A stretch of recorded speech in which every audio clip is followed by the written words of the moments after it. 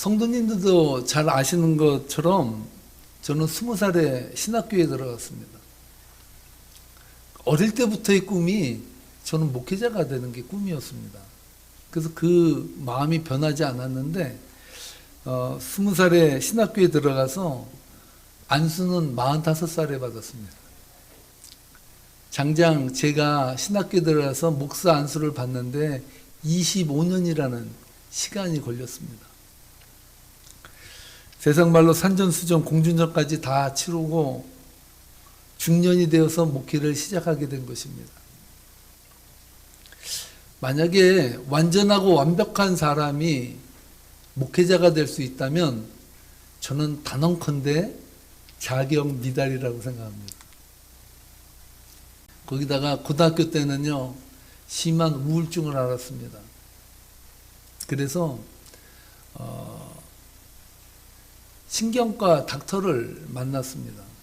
만났더니 그분이 마음속이 너무나 좀 우울하고 힘들어하니까 정서 함양을 위해서 새를 키우라고 그러더라고요. 저희 어머니랑 같이 새 파는 곳에 가가지고 새장과 예쁜 새를 사가지고 왔습니다.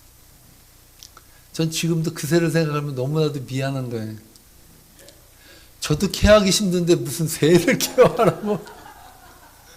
정서에 좋다는데 저 먹기도 힘든데 그 새를 맨날 먹인다는 게 고통이었습니다. 고통. 아마 그 새는 사랑에 목말라서 쓸쓸하게 죽었습니다. 제가 개척 초기에 세계명교회 문지방 넘기라는 교재를 만들었습니다. 그 교재를 함께 공부한 분들이 몇 분 계실 겁니다. 그 교재는요, 제가 방황하며 하나님과 교제하며 깨달은 은혜를 바탕으로 만들었습니다. 저희 교회 로고가 어떤 이미지인지 여러분 아십니까? 바로 3R 세계명교회라는 그 표가 저희 교회의 로고입니다. 그 3R이라는 의미가 뭔지 아시죠? Realize Love, Rejoice Love, React to Love. 그래서 앞에 글자 3개의 R을 따서 3R이라고 저희 교회 로고를 그렇게 만든 것입니다. 한국어로는 사랑을 깨닫고 사랑을 누리고 사랑을 전하는 것. 이것이 제가 하나님 앞에 받은 깨달음이었습니다. 이 순서가 바뀌면 안 된다는 거예요. 그럼 인생을 살아가면서 정말 하나님의 사랑을 깨닫지 못하면 성도로서의 기쁨을 누리지 못하고 성도로서의 삶을 누리지 못하면 그 은혜를 전할 수도 없다는 사실입니다. 현대인들은요, 살아가면서 이 외로움이라는 문제를 극복하지 못하고 많이 힘들어합니다. 여러분 살아가면서 가끔 외롭다는 마음 안 듭니까? 나 참 왜 이렇게 마음이 허하고 외롭지? 그런 마음이 불현듯 들 때가 많습니다.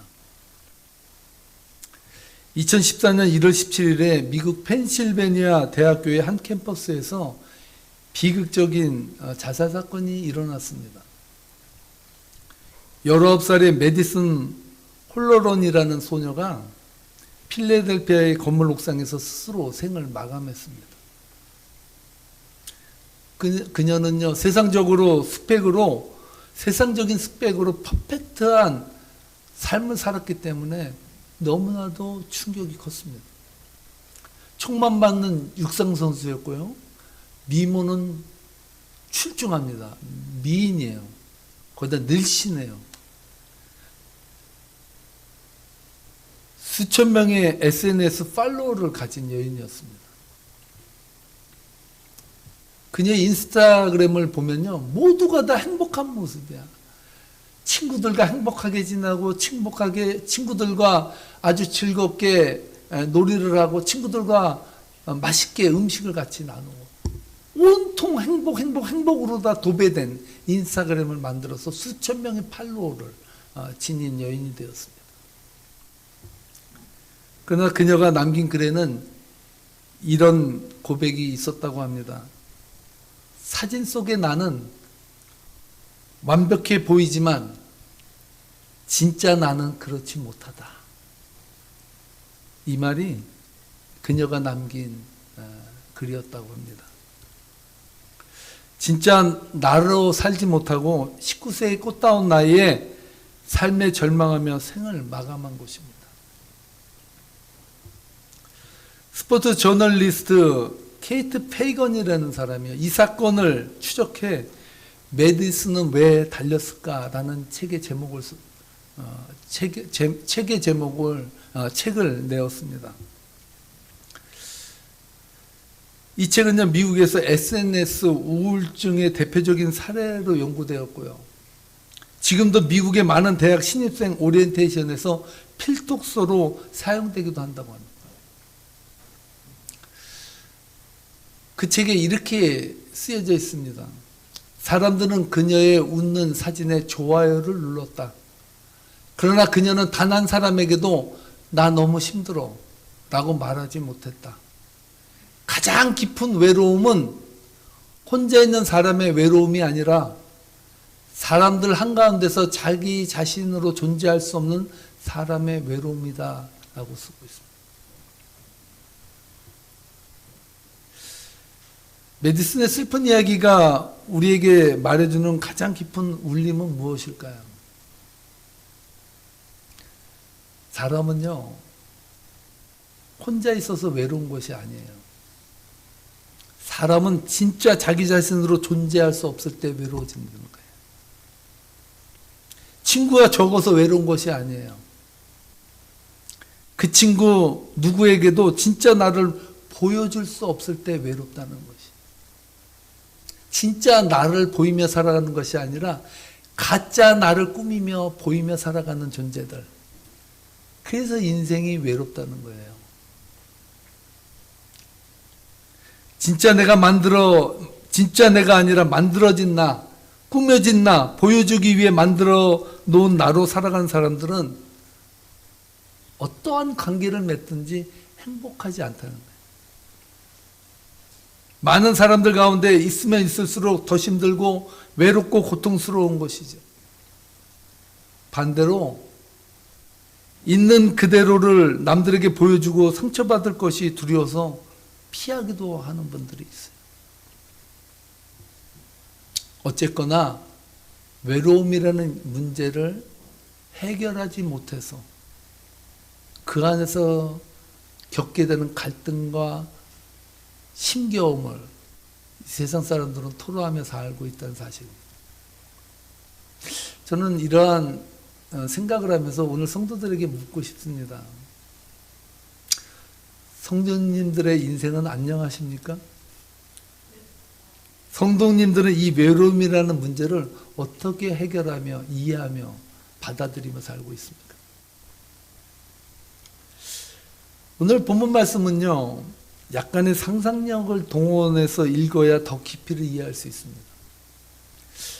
성경 본문 창세기 32장 21절로 23절 말씀을 함께 읽어보도록 하겠습니다. 그 예물은 그에 앞서 보내고 그는 무리 가운데서 밤을 지내다가 밤에 일어나 두 아내와 두 여종과 11 아들을 인도하여 야복 나루를 건널세 그들을 인도하여 시내를 건너가게 하며 그의 소유도 건너가게 하고 21절 말씀에 보면요, 예물은 앞서 보냈다고 말하고 있습니다. 그리고 나서 무리 가운데서 밤을 지냈다고 말씀하는데 잠을 제대로 잤을까요, 야곱이? 거의 밤을 뜬으로 새다시피 졸다가 깨다가 졸다가 깨다가 아마 했을 거예요. 그래도 아버지로서의 책임을 끝까지 지는 거예요. 그 힘겨운 가운데 야곱은 아버지로서 자녀들과 아내를 위해서 헌신하는 모습을 보여줍니다. 야곱은요, 형 에서에 대한 두려움과 불안으로 지금 가득 차 있습니다. 불안과 걱정으로 이리 뒤척 저리 뒤척 하다가 야곱이 안 되겠다 싶어서 아내와 여종과 자녀들을 깨웠습니다. 22절 말씀에 보면 밤에 일어났다는 표현을 하고 있어요. 일어났다는 말은 뭐예요? 밤에 자다가 일어났다는 거죠. 밤에 자고 있는 자녀와 아내들을 깨워서 그들을 이렇게 세웠다는 거예요. 왜? 이 밤에 야복나루를 건너게 하기 위해서 그들을 깨울 수밖에 없었다는 거예요. 절박함이죠, 절박함. 그리고 나서 24절 말씀이 이어지는 거예요. 이 말은 보통 사람들은 다 떠났다라고 표현할 수 있는 본문이에요. 24절 말씀이. 근데 오늘 본문 말씀이 시작이 다 떠나보냈다는 말이 아니라 어떻게 표현합니까? 홀로 남았다고 말하고 있어요. 우리 다 함께 24절 말씀을 읽어보도록 하겠습니다. 야곱은 홀로 남았더니 어떤 사람이 날이 새도록 야곱과 씨름하다가. 아멘. 24절 말씀을 보면요, 이 24절 이 창세기를 쓴 저자가 의도적으로 홀로 남았다는 사실을 강조하는 것을 알 수가 있습니다. 왜 그러냐면요, 여기서 남았다는 동사는 히브리어로 와이바르테인데요, 이 단어의 뜻이 뭐냐면 무엇에 의해 홀로 남겨졌다는 의미로 쓰여졌어요. 내가 홀로 남았다는 게 아니에요. 수동태로 쓰여져 있거든요. 뭐예요? 무엇인가에 의해서 남겨졌다는 거예요. 거기에 홀로 남겨졌다는 거, 떨어뜨려졌다는 거예요. 이것을 신앙적으로 표현하면 거룩한 손길에 의해서 홀로 남겨질 수밖에 없는 상황에 야곱이 처했다라고 말하고 있다. 의도성이 있습니다. 왜 그랬을까? 왜 창세기 저자는 홀로 남았다라고 말하지 않고 남겨질 수밖에 없었다라고 말하고 있을까? 저는 이 말씀을 묵상하면서 귀한 은혜를 깨달았습니다. 세상 사람들은 혼자 남겨짐이 외로움이고 슬픔이고 우울이라고 해석하고 느낀다는 거예요. 정작 하나님을 믿는 백성들도 홀로 남겨진 것을 외롭고 고독하고 슬프고 쓸쓸하다고 이해하고 받아들인다는 사실. 그런데요, 오늘 성경 말씀의 저자는 야곱이 혼자 남은 것이 아니라 남겨졌다라고 말하고 있어요. 남겨질 수밖에 없도록 그 무엇인가 하나님께서 그렇게 계획하시고 그렇게 몰고 갔다라는 것을 성경은 우리들에게 말해주고 있습니다.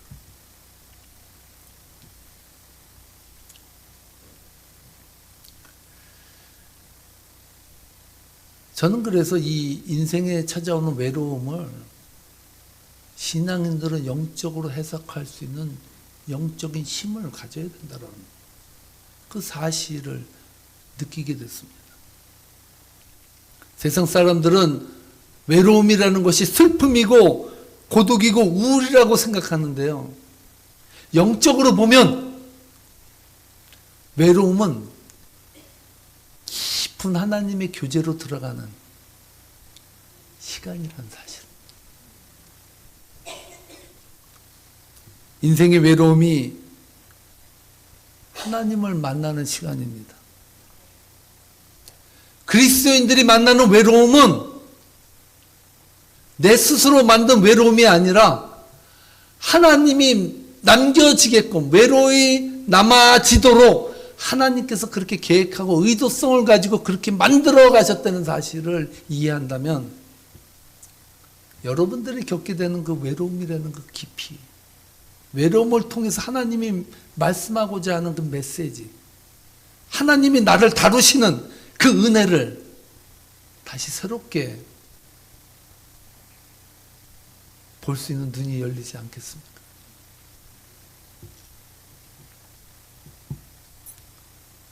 우리는 이 사실을 관가한다는 거예요.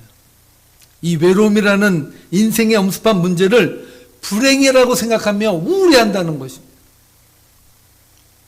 오카는 목사님이요, 이 대목에 대해서 이렇게 말씀하셨습니다. 야곱은 자기 가족과 자기 재물 옆에 머물러 있는 한 결코 자기 자신을 마주할 수 없었다. 사람은 자기 소유 안에서는 늘 자기를 합리화하는 법이다. 참 맞는 말 아닙니까? 여러분들이 정말 절대적인 하나님 앞에 홀로 외로이 남겨져서 하나님을 대면해 본 적이 있습니까? 여러분들은 삶 속에서 늘 자녀 속에 숨고 인생의 문제 속에 숨고 인생의 재물에 숨고 명예에 숨고 그걸 통해서 끊임없이 자기를 나타내며 외로워하며 살아가는 존재라는 사실을 여러분 생각해 보았습니까?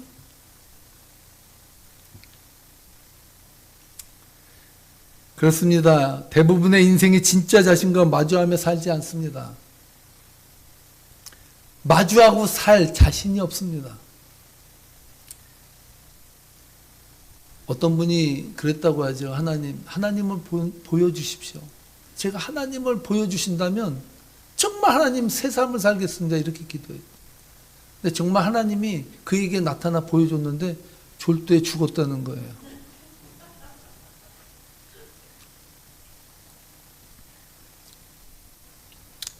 진짜 자신을 마주하며 사는 것을 두려워하는 것이 인생이에요.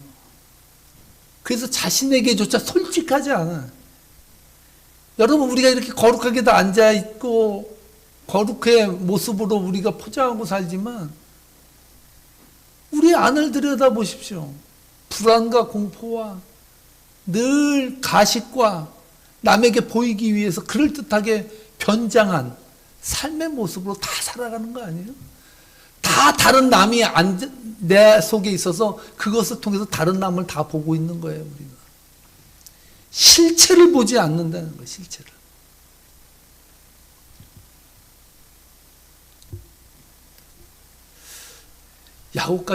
야곱도 지금까지 그런 인생을 살았다는 것입니다. 외삼촌 라반에게서 생존하기 위해 발버둥 쳤고요.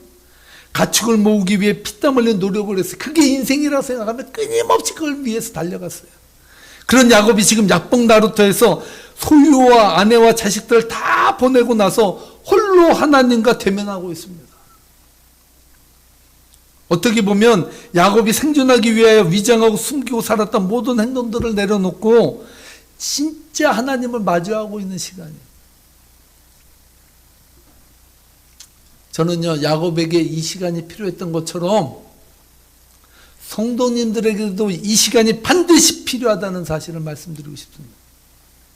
이 시간이 없이는 진짜 나를 만날 수 없고 진짜 하나님을 만날 수 없습니다. 진짜 하나님을 만난 행복을 노래할 수도 없습니다. 그렇기 때문에 때로 성도님들의 인생에 찾아오는 외로움을 문제로 받아들이지 마십시오. 인생에 찾아오는 외로움을 문제로 받아들이면 우울해집니다. 그런데요, 인생에 찾아오는 외로움을 영적으로 긍정적으로 해석하면 하나님이 나를 만나기 위해서 안달하시는 시간. 하나님, 나를 만나고 싶다. 내가 너를 만나고 싶다. 단독자로 너와 내가 1대1로 만나고 싶다. 어떠한 변명이나 어떠한 치장이나 변명하지 말고 너 있는 그대로 나는 너를 만나고 싶다라고 주님은 말씀하고 있다는 사실.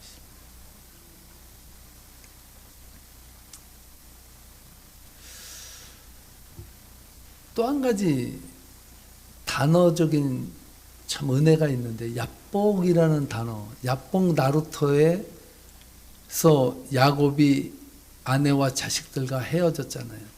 근데 그 야복이라는 단어의 의미가 뭔지 아십니까? 야복이라는 단어의 의미는요, 비우다, 흘려보내다라는 의미가 있어요. 놀랍지 않아요? 야곱이 야복 나루터, 야복이라는 비우다, 흘려보내다라는 그 나루터에서 자기 인생을 비우며 흘려보내기 시작했다는 거예요. 할렐루야! 제가 젊어서 신학교를 다닐 때 김경재 교수님이, 지금은 살아계신지 제가 모르겠습니다. 검색을 안 해봤는데 문화신학을 가르쳤습니다. 이분이 강의 첫날 딱 강의실에 딱 들어와서요, 학점을 어떻게 주고 그러니까 숙제를 내준 거를 하면 몇 퍼센트, 기말고사를 보면 몇 퍼센트, 이렇게 퍼센테이지를 나눠서 학점을 매기겠다고 딱 이야기를 했습니다. 설명을 했습니다. 설명을 하고 나서 무슨 말씀을 하셨냐 하면, 여러분들이 이거 하나도 없이 A프를 받을 수 있는 방법을 지금 여러분에게 제시하겠습니다. 그러니까 공부 싫어하는 저로서는 귀가 이딴만해지더라고. 당나귀처럼. 뭘까? 어떻게 하면 A 플러스를 받을까? 이 생각을 했습니다. 김경재 교수님이 말씀하신 A 플러스를 받는 비결이 뭔지 아세요? 방법이? 여러분들이 다른 거 다 차치하고 3일 동안 관짝에 누워 있으면, 그것을 증명만 하면 여러분들은 어떠한 시험을 안 봐도, 어떠한 자료를 제출 안 해도 A프를 주겠습니다. 그러는 거예요. 그때 학생들이 모두 다 그냥 빵 터져서 웃어버렸습니다. 근데요, 거의 40년이 지난 지금도 그 말이 가끔 생각나는 거예요. 야, 이분이 깊이가 있는 분이구나. 여러분, 관짝에 3일만 여러분 누워있으면요, 인생의 문제가 다 해결됩니다.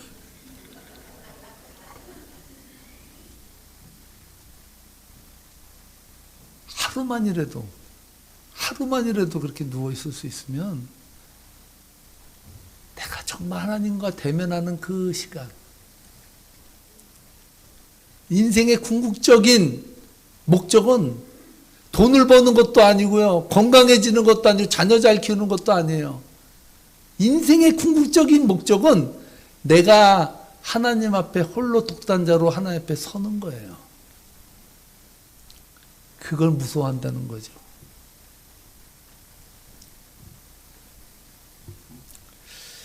그래서 교회는요, 친목단체가 아니에요. 많은 사람들이요, 교회 왜 다니냐 그러니까 외로워서 다닌대.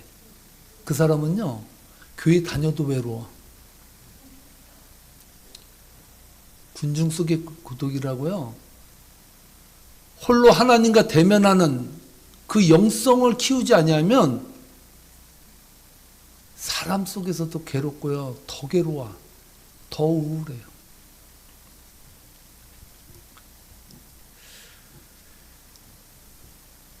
그래서 교회는 홀로 외로이 하나님과 대면하는 자리지, 교회는 무슨 교제 나누고 뭐 파티하고 서로가 그냥 즐기며 그냥 끝나는 자리가 절대 아니라는 거예요. 착각하지 마세요. 외로워서 교회에 다니면 절대로 행복할 수 없어요. 하나님과 홀로 대면하는 훈련이 안 되면요, 공동체 생활도 못 한다니까요. 하나님과 홀로 쓸 수 있는 자만이 공동체 생활을 할 수 있고요, 공동체 생활을 할 수 있는 사람만이 하나님과 홀로 독대할 수 있는 거예요.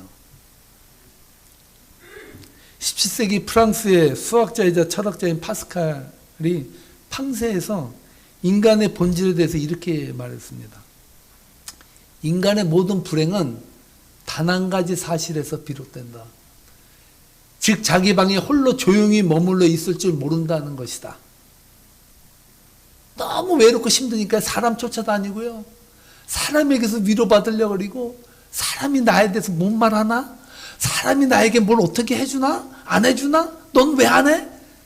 이렇게 해야 되는데 왜 이러는 거야? 이러한 것들에만 몰두해서 살아가는 거예요. 이게 불행하다는 거예요. 이래.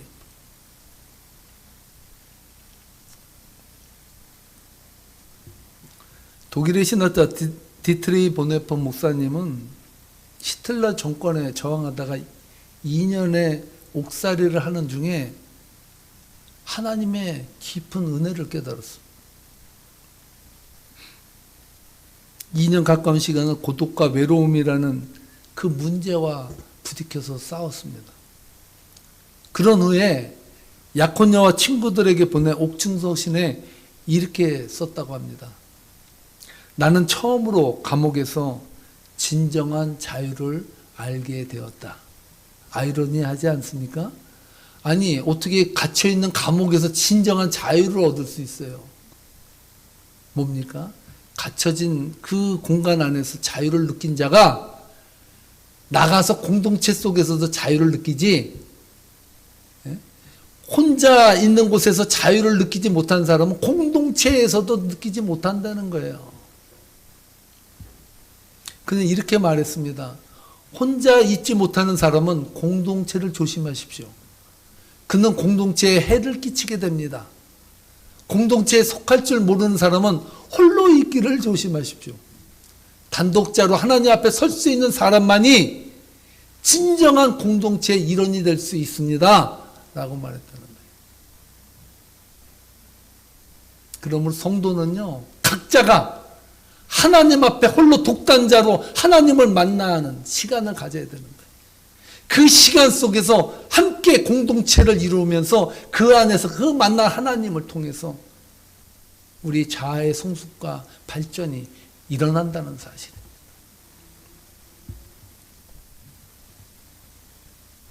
그래서 혼자 있지를 못하는 사람들은 늘 주위의 사람과 관계에 대해서만 살피게 되고 신경 쓰기 때문이고, 그래서 불안하기 시작하는 것이고, 삶을 진짜 공동체로 살아갈 수 없는 존재로 전락할 수밖에 없다라고 말하고 있다는 것입니다. 하나님은 야곱을 의도적으로 혼자 남게 했습니다. 하나님께서 그를 혼자 남게 하신 것입니다. 야뽕 나루토는요, 영적으로 보면 외로운 자리가 아니라 하나님을 만나는 자리로 변한 것입니다. 성도 여러분, 인생이 외롭습니까? 쓸쓸합니까? 그렇다면 감사하십시오. 감사하세요. 나는 왜 외로울까? 나는 왜 슬플까? 그래서 사람만 불나방처럼 쫓아다니면서 이리 치이고 저리 치이고 상처받고 이게 아닌가벼 하면서 또 후회하고 맨날 반복된 일상을 살아가는 이유는 단 한 가지예요. 하나님과 대면한 경험이 없기 때문에. 절대 내 하나님 앞에서 내가 서 있다라고 생각하면 그 하나님과 함께 씨름하며 위로받고 거기서 해결함 받는 인생, 그 인생이 행복한 인생이라는 사실입니다. 말씀을 마치도록 하겠습니다. 성도님들의 인생은 어떻습니까? 매일의 삶 가운데 비교하고 위장하고 변장하고 감추며 살아온 삶을 살지는 않았습니까? 외롭지 않습니까? 지금 야뽕 나루토에서 하나님을 만나는 야곱처럼 여러분들이 지금 하나님을 만나는 시간입니다. 하나님은 지금 이 시간, 오늘 이 말씀 가운데, 오늘 말씀을 듣는 성도님들 가운데 여러분들의 마음을 두드리고 계십니다. 너를 만나고 싶다고. 나와 대면하여 인생을 논하자고 하나님은 우리를 초청하고 있습니다. 피하지 말고 감추지 말고 진짜 하나님 안에서 기쁨과 평안을 누리십시오. 하나님만이 우리에게 진정한 위로와 평안을 주실 수 있기 때문입니다. 기도하시겠습니다.